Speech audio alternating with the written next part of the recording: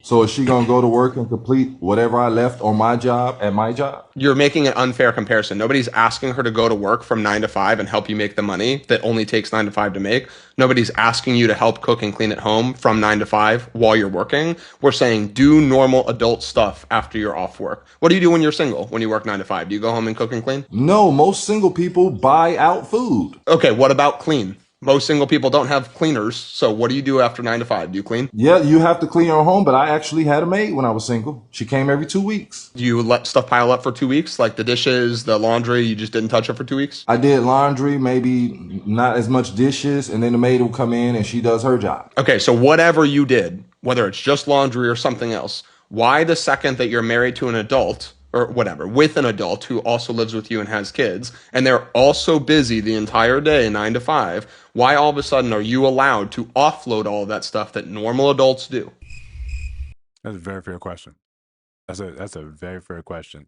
When we hear it cut the other way, men, we don't like that. We don't like seeing that, right? All of a sudden, I'm just supposed to pick up all the slack that you just have in your life.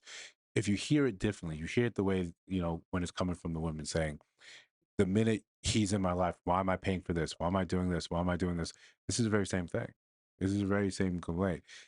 If you are a functioning single male, right, adult in America today, you have to cook unless you're buying stuff out every day. And if you do that, you should probably learn how to cook, right? Just from a financial sense, you should probably learn how to cook. From a well-being sense, from a health sense, you probably learn how to cook because most of fast food is trash. Um, you're cleaning as well. If you're constantly hiring cleaners to come and once every 2 weeks is fine, depending on your lifestyle, depending on your income. But generally speaking, you know how to clean. You know how to keep a place tidy. It's better for you. It's better for your psyche. Um, but the minute you get married or you get a woman in your life, offloading all that onto her, why? Right?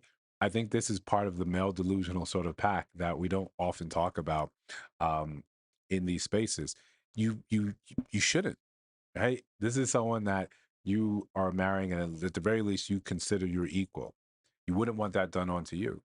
But we're seemingly very quick to have this expectation that this is what she's supposed to do, and a lot of us are guilty of it. A lot of us get into relationships, and the minute someone starts carrying some of the slack or picking up some of that, we just say, "Okay, great."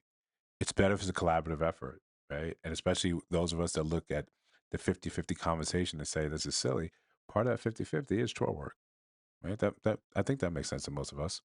Before we continue, like, comment, subscribe, hit that notification bell so you don't miss new uploads.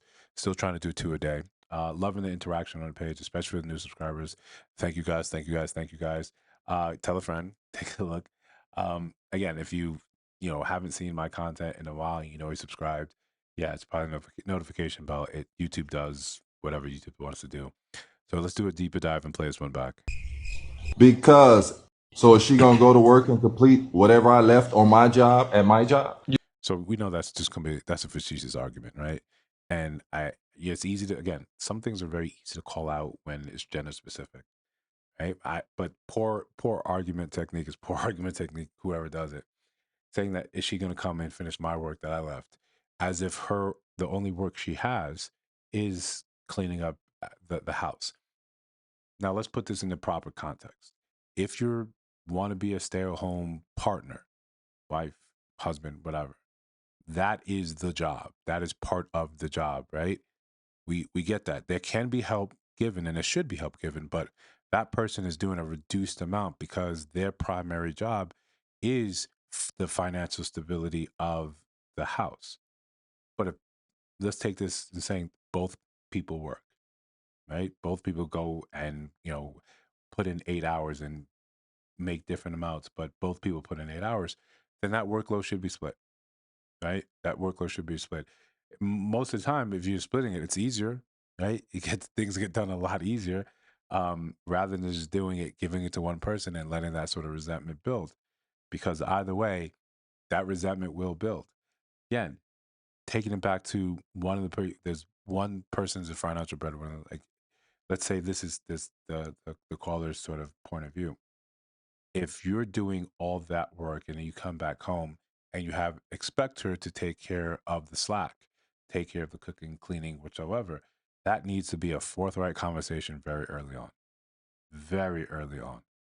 And when things change, as things ought to do, or want to do, there needs to be a mechanism to have that effective communication, period.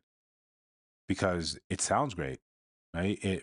Social media has made the idea of being a stay-at-home wife, mother, a stay-at-home girlfriend now a very like, you know, it's a sexy idea. But in reality, things change when you are longing for that person's attention and affection, but they have to put in increasing longer hours at work in order to sustain you being at home and having a two family but one family income. Traditionally, most people, they can't do that. They don't have enough income to make that happen. So things get dicey, things get scarce. So stress happens. Both parties get stressed. You get stressed at work because you feel like she's not appreciative of what it takes, or he's not appreciative of what it takes for you to holding that financial burden, keeping the family together. And the person at home feels left out, feels lonely, feels isolated. Because oftentimes everyone else that they know is working when they're at home, when they're free, when they're available. Eventually, things sort of get rocky. So conversations need to be had about that. But have an expectation that you just offload all your issues onto that person. If you already had a maid, if you already had cleaners coming in, if you were ordering out, when you bring that person into your life, did you stop? At what point did you stop? Did you wean? Right? These are things that we have to be considerate of. I like to cook. I wanted to get better at cooking, and I was always wondering why am I not better at cooking without practicing cooking. So I started cooking. I was cooking every day. And again, if you want to see some of those cooking videos, you got to find my Instagram. I think it's in the description or it's somewhere on the page. You can go check out some of those videos. Like I enjoy it. Or same thing with the TikTok. But that's a personal thing. I always look at gathering more and more skills as a challenge to be a more robust partner, be a more robust person, not necessarily partner. But it becomes that's not something that I would just offload to someone that I would be in a long term relationship or married to. Those are things that I like and enjoy doing. And if I do them better than you, then, that's another conversation. But splitting that workload, sharing the weight is, makes it, it's easier. Right. And I get the idea of being that 50s come back home, everything's prepared. Here's your bourbon, here's your whiskey ready, on ice or chilled. It sounds good, but most of us, that's not the reality for us. If you want to do this, if you want to have that sort of lifestyle, then you need to create what you can do to sort of afford that lifestyle. And then you need to find someone that is comfortable, preferably someone that was raised to have that expectation because it sounds good. Being a stay-at-home something, something, something sounds good. But in reality, we should all be cognizant of how often that leads to resentment, how often that leads to expectations not being met on both sides. Let's just be adults and have very real conversation with each other, especially when we're looking for specific things from one another. But if you think I missed something, again, let me know down in the comments. If you see videos on your screen right now, take a look at those. Let me know what you think about those as well. And if you listen to my voice after I've been rambling for almost 9 minutes, you haven't subscribed, just let me know down in the comments why. Right, and I'll see you guys on the next one.